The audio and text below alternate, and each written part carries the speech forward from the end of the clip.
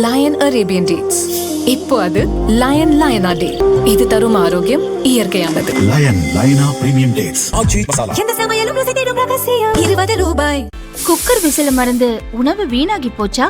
இனி அந்த கவலையே வேண்டாம். வழங்குகிறோம் உலகின் முதல் விசில் கவுண்டர் குக்கர், புதிய அல்ட்ரா குரோனோ.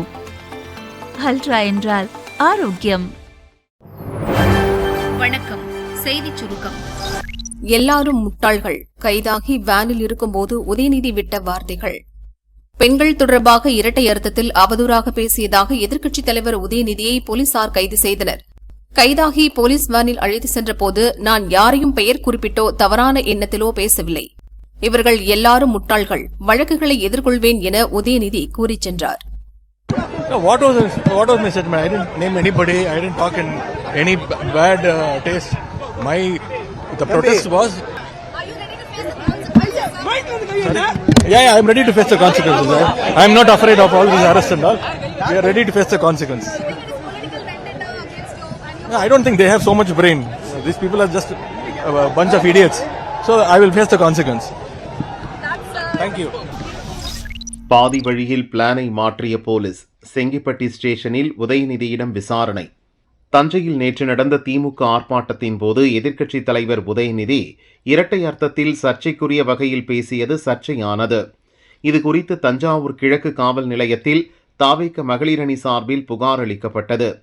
உதயநிதி மீது 9 பிரிவுகளின் கீழ் வழக்கு பதிவு செய்த போலீசார் இன்று காலை சென்னை இல்லத்தில் வைத்து அவரை கைது செய்தனர். பின்னர் தஞ்சாவூருக்கு அழைத்துச் சென்றனர். கிட்டத்தட்ட 8 மணி நேரத்திற்கும் அதிகமாக உதயநிதி வேனிலேயே பயணம் செய்தார். ஆனால் மாலை 6:15 மணியளவில் தஞ்சை நகரை நெருங்கிய போது போலீஸ் வாகனம் திடீரென பாதையை மாற்றி தஞ்சாவூரிலிருந்து சுமார் 25 கிலோமீட்டர் தொலைவில் உள்ள செங்கிப்பட்டி காவல் நிலையத்துக்கு சென்றது. தஞ்சாவூர் நகரில் ஏராளமான திமுக நிர்வாகிகள் மற்றும் தொண்டர்கள் திரண்டிருந்ததால் பாதுகாப்பு காரணங்களுக்காக இந்த மாற்றம் செய்யப்பட்டதாக கூறப்படுகிறது. செங்கிப்பட்டி காவல் நிலையத்தில் விசாரணை நடத்தப்படுவதற்கு உதயநிதி முதலில் எதிர்ப்பு தெரிவித்தார். வேனை விட்டு இறங்க மறுத்தார். வழக்கு தஞ்சாவூர் கிழக்கு காவல் நிலையத்தில் பதிவு செய்யப்பட்டுள்ளதால் அங்குதான் விசாரணை நடத்த வேண்டும் என்றார். இதனால் போலீசாருக்கும் உடன் வந்த திமுக நிர்வாகிகளுக்கும் இடையே வாக்குவாதம் ஏற்பட்டது. மேலும் காவல் நிலையம் முன்பு திமுக தொண்டர்கள் திரண்டதால் பதற்றமான சூழல் நிலவியது. பின்னர் போலீஸ் அதிகாரிகள் நடத்திய பேச்சுவார்த்தைக்கு பிறகு செங்கிப்பட்டி காவல் நிலையத்திலேயே விசாரணைக்கு உதயநிதி ஒப்புக்கொண்டார். இதையடுத்து அவரை காவல் நிலையத்துக்குள் அழைத்துச் சென்று போலீசார் விசாரணை நடத்தினர். இன்றைக்குள் உதயநிதியை விடுவிக்க வேண்டும், போலீஸ் விசாரணைக்கு ஒத்துழைக்க வேண்டும், ரிமாண்ட் செய்யக்கூடாது, காவல் நிலைய ஜாமீனில் விடுவிக்க வேண்டும் என்று சென்னை ஹைகோர்ட் உத்தரவிட்டுள்ளது குறிப்பிடத்தக்கது. தாவைக்க பாசிசத்துக்கு விழுந்த அடி. உதயநிதி ஆபாசமாக எதுவுமே பேசவில்லை. நடிகை பற்றி ஆபாசமாக பேசிய உதயநிதி கைது செய்யப்பட்டது தொடர்பாக திமுக தலைவர் ஸ்டாலினின் அறிக்கை. தஞ்சையில் நடந்த திமுக கண்டன ஆர்ப்பாட்டத்தில் உரையாற்றிய எதிர்க்கட்சித் தலைவர் உதயநிதி அரசின் கையாலாகாத தனத்தை அடுக்கடுக்காக அம்பலப்படுத்தி விமர்சித்தார். காவிரி பிரச்சனையில் அரசின் தோல்வி வெளிச்சத்துக்கு வந்துவிட்டதை மறைக்கும் வகையில் பிரச்சனையை திசை திருப்ப உதயநிதியை கைது செய்துள்ளனர். பல்வேறு பிரிவுகளில் வழக்கு பதிந்து மிரட்ட பார்க்கிறார்கள். நாளை பட்ஜெட் தாக்கலின் போது எதிர்க்கட்சித் தலைவர் சபையில் இருக்கக்கூடாது என நினைத்து நடவடிக்கை எடுத்துள்ளனர். போலீசாருக்கு கைது செய்யும் எண்ணம் இல்லை என்றால் சென்னையிலேயே விசாரித்திருக்கலாமே. உதயநிதியை இன்றே விடுவிக்க வேண்டும் என்ற ஹைகோர்ட்டின் உத்தரவு தாவேகாவின் பாசிச தன்மைக்கு விழுந்த அடி. ஆட்சிக்கு வந்தது முதல் தன்னையும் தனது அமைச்சர்களையும் ஆட்சியையும் விமர்சிப்பவர்களை கைது செய்யும் ஒரே வேலையைத்தான் முதல்வர் விஜய் பார்த்து வருகிறார். ட்வீட் போட்டால், வீடியோ பேசினால் கைது செய்து வருகிறார்கள். இதன் தொடர்ச்சியாக உதயநிதி மீது கைது நடவடிக்கையை பாய்ச்சியது தாவேக அரசு. உதயநிதி ஆபாசமாக எதுவும் பேசவில்லை, யாரையும் குறிப்பிடவில்லை. அவர் பேசாத ஒன்றை பேசியதாக சிலர் பரப்பியதை சரிபார்க்காமல் அரசியல் தலைவர்கள் சிலர் உதயநிதியை கண்டிப்பது பிரச்சனையை திசை திருப்புவது ஆகும். வாக்குறுதிகளை நிறைவேற்ற நினைக்காமல் ரீல்ஸ் கிரியேட்டராக மட்டுமே வலம் வரும் முதல்வர் விஜய் தமது பொறுப்பை உணர்ந்து இனியாவது செயல்பட வேண்டும். ஆணவம் அழிவுக்கு வழிவகுக்கும். தொடர்ச்சியான ஆணவம் அழிவை விரைவுபடுத்தும் என்று ஸ்டாலின் கூறியுள்ளார். உதயநிதிக்கு நாவடக்கம் தேவை, வாய்க்கு வந்தபடி பேசக்கூடாது. இபிஎஸ் கண்டனம்.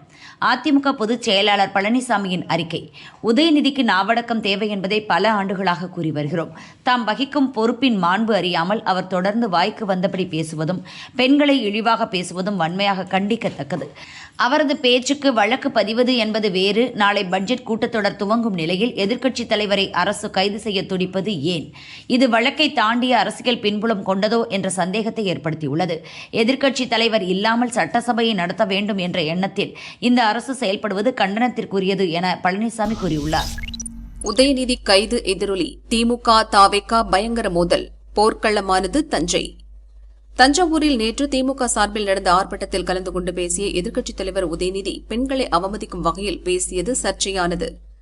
அமைச்சர்கள் என் ஆனந்த், ஆதவ், ராஜமோகன், கீர்த்தனா, ரமேஷ் உள்ளிட்ட பலரும் உதயநிதி பேச்சுக்கு கண்டனம் தெரிவித்தனர். உதயநிதி பேச்சை கண்டித்து தஞ்சாவூரில் தாவேகா சார்பில் புகார் அளிக்கப்பட்டது. இதன் அடிப்படையில் உதயநிதியை சென்னையில் இன்று காலை போலீசார் கைது செய்தனர்.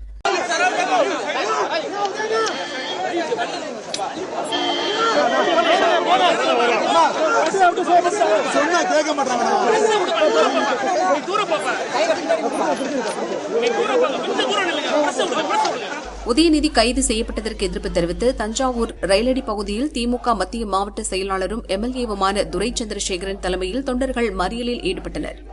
முன்னாள் அமைச்சர் வைத்திலிங்கம், மேயர் அஞ்சுகம் பூபதி, முன்னாள் எம்எல்ஏ நீலமேகம் உள்ளிட்ட நிர்வாகிகளும் இதில் கலந்து கொண்டனர். பின்னர் அவர்கள் ஊர்வலமாக பழைய பேருந்து நிலையம் நோக்கி சென்று தமிழக அரசுக்கு எதிராக முழக்கமிட்டனர். சிலர் சாலையில் படுத்தும் பேருந்துகளை வழிமறித்தும் போராட்டத்தில் ஈடுபட்டதால் போக்குவரத்து பாதிக்கப்பட்டது.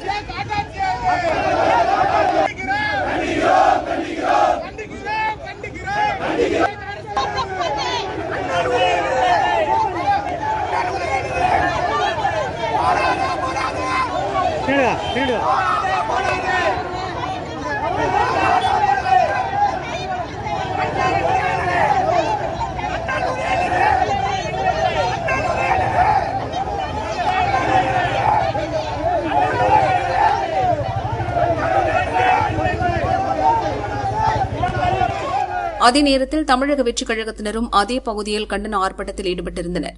இருதரப்பினரும் நேருக்கு நேர் சந்தித்தபோது முதலில் வாக்குவாதம் ஏற்பட்டது.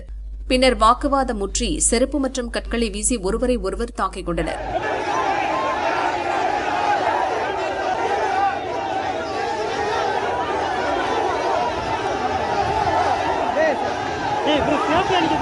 போராட்டத்தின் போது திமுகவினர் முதல்வர் விஜய் உருவ பொம்மையை எரித்தனர்.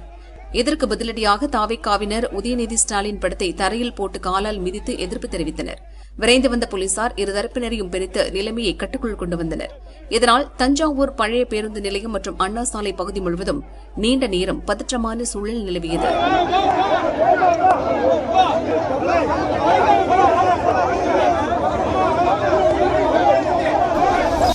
ஆயிரம் சிறைகளை சந்திக்க தயார், எதிர்வினை கடுமையாக இருக்கும் மார்க்கண்டேயன் சவால்.